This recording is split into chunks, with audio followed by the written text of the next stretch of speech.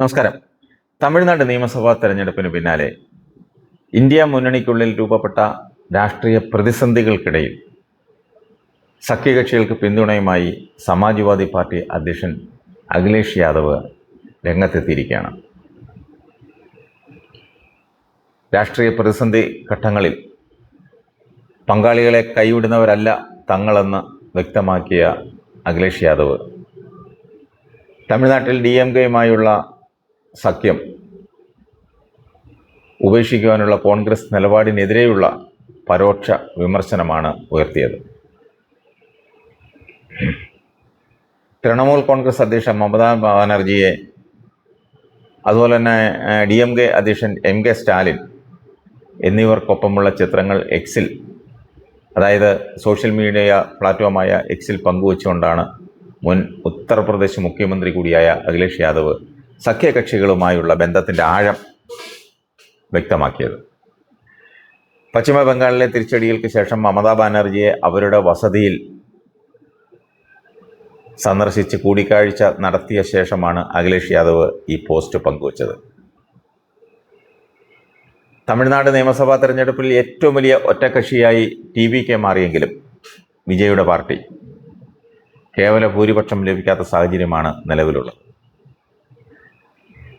BJP പോലുള്ള വർഗീയ ശക്തികളെ അധികാരത്തിൽ നിന്ന് മാറ്റി നിർത്തുക എന്ന ഒറ്റ ലക്ഷ്യത്തോടെയാണ് വിജയുടെ TVK എന്ന പാർട്ടിക്ക് നിരുപാധിക പിന്തുണ നൽകുന്നതെന്നാണ് കോൺഗ്രസ് നൽകുന്ന വിശദീകരണം. എന്നാൽ വർഷങ്ങളായുള്ള രാഷ്ട്രീയ സൗഹൃദം അത് കോൺഗ്രസ് വഞ്ചിച്ചുവെന്നാണ് DMK ഇതിനോട് പ്രതികരിച്ചത്. ഈ സാഹചര്യത്തിൽ സ്റ്റാലിനൊപ്പം നിൽക്കുന്നുവെന്ന സന്ദേശം, ആ സന്ദേശം നൽകുന്നതിലൂടെ ദേശീയ രാഷ്ട്രീയത്തിൽ കോൺഗ്രസ് ഇതര പ്രതിപക്ഷ നിരയുടെ കരുത്ത് അത് വർദ്ധിപ്പിക്കാനാണ് അഖിലേഷ് യാദവ് ലക്ഷ്യമിടുന്നത്. 2027 ഉത്തർപ്രദേശ് നിയമസഭാ തെരഞ്ഞെടുപ്പും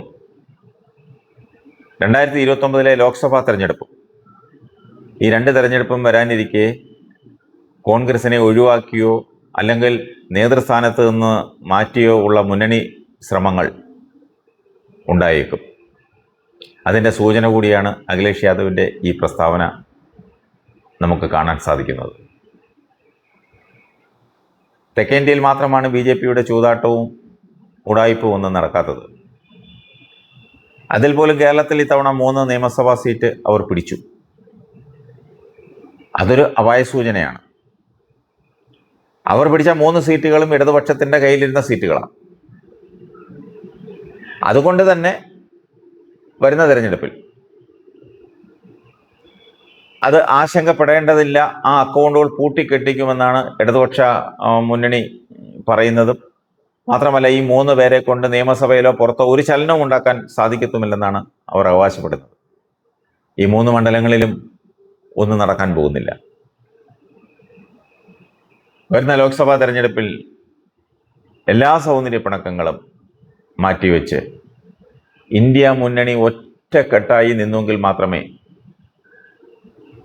അധികാരത്തിൽ നിന്ന് BJPയെ മാറ്റി നിർത്താൻ സാധിക്കുകയുള്ളൂ.